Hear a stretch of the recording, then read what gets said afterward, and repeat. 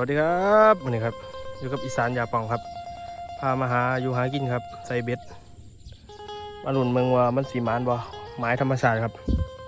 ในคลองอีสานเขียวครับครับเอากลับมาปากเบ็ดในคลองนะครับหาอยู่หากินเถื่อครับ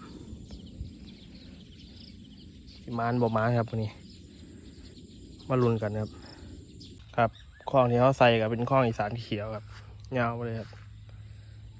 ใส่ยาวไปลองใส่บางมันที่เขาบ่ครับหลังจากที่เขาใส่แล้วนะครับนี่ครับเป็นเหยื่อใส่เดือนครับใส่บหลายครับ17หลังเดี๋ยวมือแรกเขามาลุ้นกันครับว่ามันสีเขาหรือบ่เขาหรือสีมานหรือบ่มานนะครับที่ได้ร้ายได้หน่อยเดี๋ยวมือแรกว่ารอลุ้นน้ำกันครับเอาละครับหลังจากที่เขามาตามเบสครับมาเมืองหลังแรกนะครับน่าจะสู้ด้วยดึงด้วยโอ้ใส่สวยครับใส่สวยใส่สวยโอ้หลุดโอ้ยหลุดครับ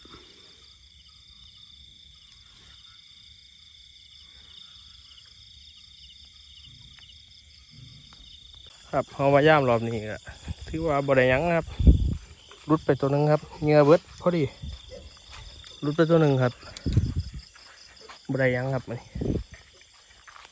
ถือว่าบ่หมาน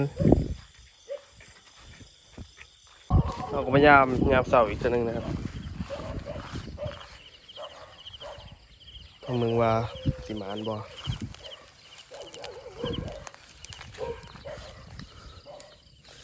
หลังนี้บ่ได้นะครับหลังนี้ก็นั่งยังมีโต้นะ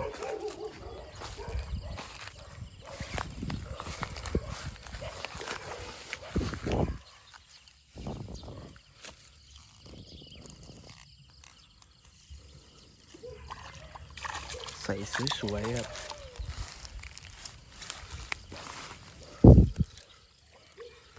ใส่สวยครับ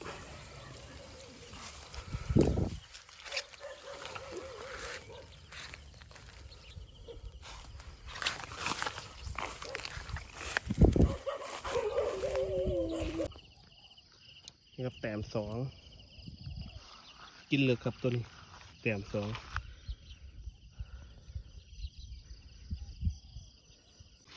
ครับเป็ด10หลังว่าวันนี้ได้2ตัวครับก็ถือว่าเด็ดปนครับ